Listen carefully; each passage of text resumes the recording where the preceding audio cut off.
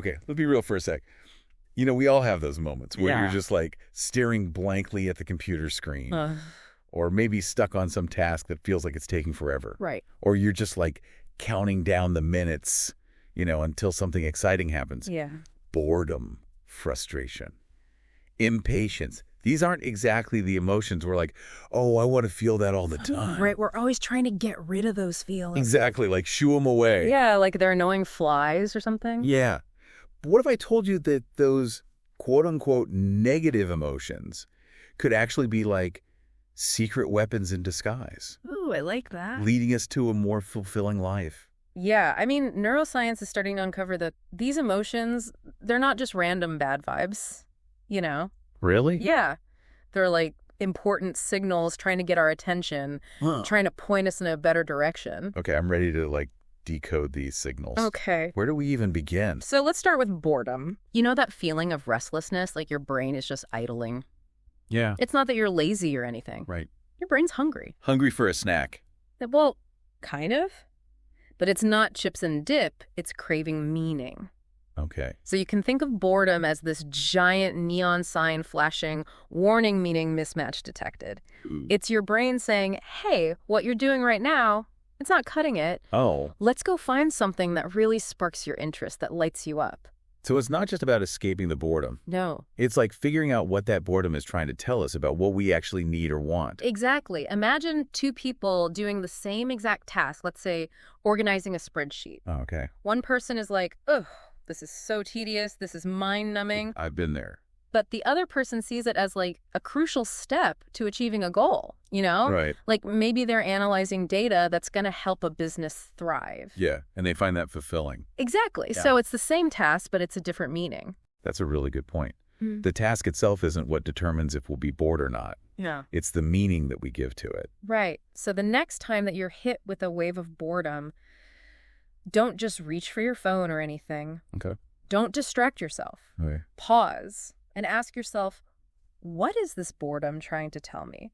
What am I missing? Yeah. What kind of activities would make me feel more alive, more engaged?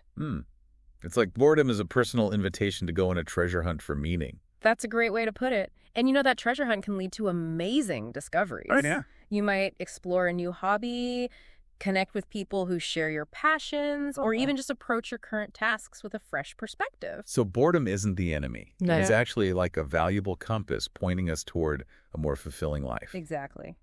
Now let's switch gears and talk about frustration. Okay.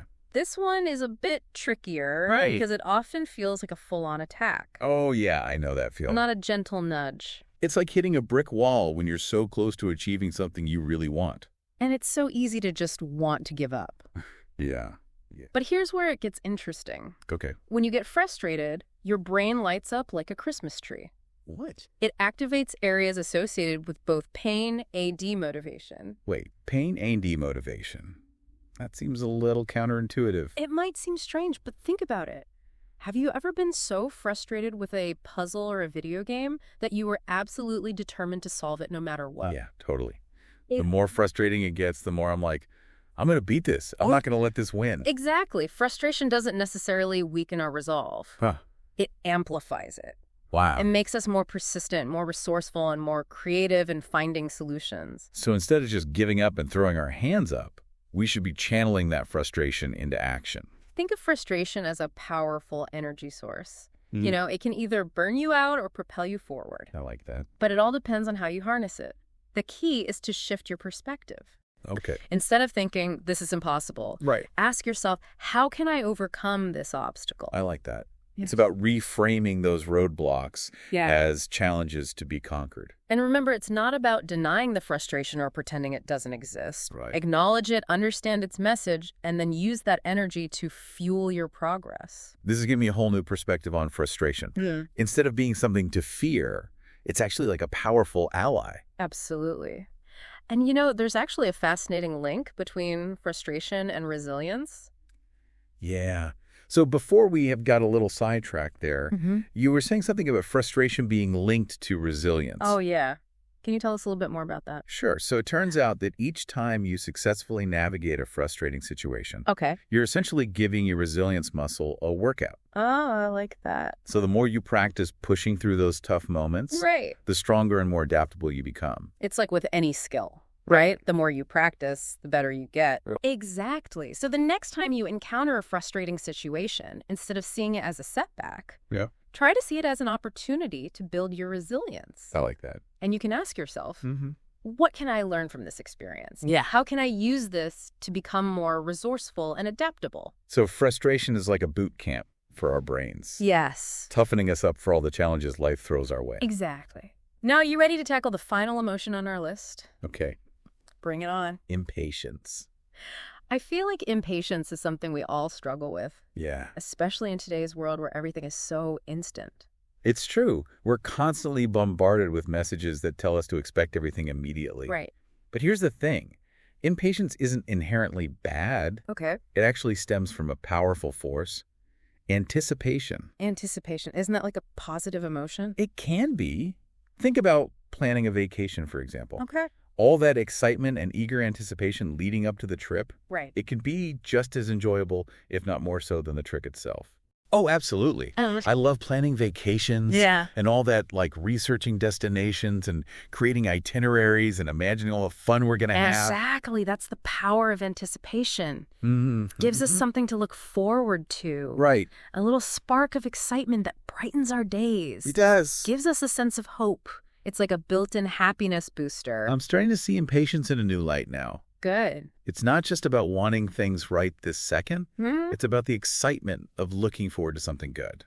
The problem is when we get so fixated on the when Yeah. that we miss out on the now. We're so focused on that future reward Yeah. that we fail to appreciate the present moment. So how do we shift that focus and harness the power of anticipation without getting trapped in that cycle of impatience? One strategy is to practice gratitude. Okay. When we're feeling impatient, it's often because we're focusing on what we lack. What we don't yet have. Yeah.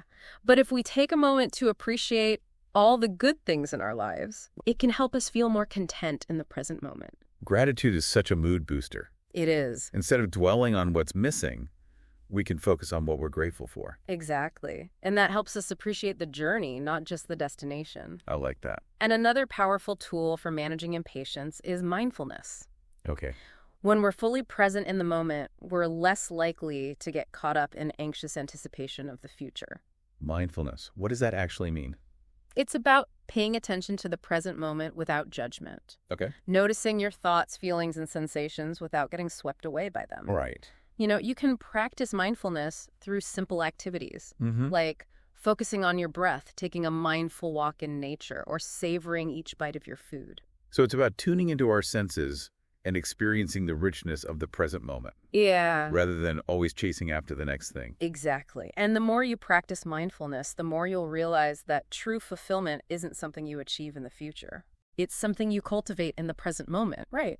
By appreciating the little things, savoring your experiences, and connecting with the world around you. Wow, I'm feeling more patient already. That's great. And, you know, there's a fascinating link between impatience and our brain's reward system. Okay, so before we got a little too zen with mindfulness, you were telling us about impatience and the brain's reward system. Oh, right. Yeah. So every time we anticipate something pleasurable, whether it's a delicious meal, a fun outing, or even just a text from someone we care about, Okay. our brains release a little burst of dopamine. Dopamine. That's the feel-good chemical, right? Exactly. It's associated with pleasure, motivation, and reward. Oh, And the longer we have to wait for that reward, the more dopamine builds up, which Ooh. can actually intensify both our anticipation and our impatience. So it's like a double-edged sword. Yeah. The more we anticipate something, the more excited we get, but also the more impatient we become if it doesn't happen right away. Exactly. And this is where things can get tricky. Yeah. You know, if we let impatience take over, Right. it can lead to frustration, anxiety, even a sense of dissatisfaction. But if we can harness that dopamine-fueled energy in a positive way, it can be a powerful motivator. Okay, I'm intrigued. How do we do that? How do we turn impatience from like a nagging annoyance into a driving force for good? Well, one strategy we talked about earlier is gratitude. Right. Instead of focusing on what you don't have yet, Shift your attention to the wonderful things you already have. Okay. Your loved ones, your health, your talents, even simple pleasures. It's so easy to forget to appreciate what we already have. It really is. And when we practice gratitude, it shifts our perspective How so? from a feeling of lack to a feeling of abundance. And we start to see the wait as an opportunity to savor the anticipation Right. instead of as a frustrating obstacle. So instead of like tapping our feet and checking our watch every 5 seconds, Right. we can use that time to visualize enjoying the reward and really let that excitement build. Exactly. It's about shifting our focus from the when to the what, I see. from the timing to the experience itself. So we're not trying to eliminate impatience. No. We're learning to redirect that energy in a more positive and productive way. Exactly. And remember, impatience can sometimes be a sign that we're not fully engaged in our present circumstances. Oh, interesting. It's like our minds are saying, hey, this isn't doing it for me. Let's find something more exciting. So if we're always feeling impatient, it might be a good time to check in and ask ourselves, Yeah. am I really present in this moment? Or am I mentally checked out and just longing for something else? That's a great question to ask. And if you are feeling restless and impatient, it could be a sign that you need to find ways to make your current situation more engaging and meaningful. So it all comes back to meaning. It does. Boredom, frustration, impatience. These emotions are all trying to point us toward a life that's more aligned with our values and our passions and our true selves. They're like little messengers saying, hey, there's something more for you out there. Don't settle. That's such a good way to think about it. Yeah. You know, we've been conditioned to see these emotions as negative. Yeah. But really, they're just trying to help us become the best versions of ourselves. I love that. And the more we listen to them, the more we can use them as fuel for growth and self-discovery and a more fulfilling life. Well, this has been an amazing conversation. I feel like I have a whole new toolkit for navigating these emotions now. I'm so glad to hear that. And remember, these emotions are not the enemy.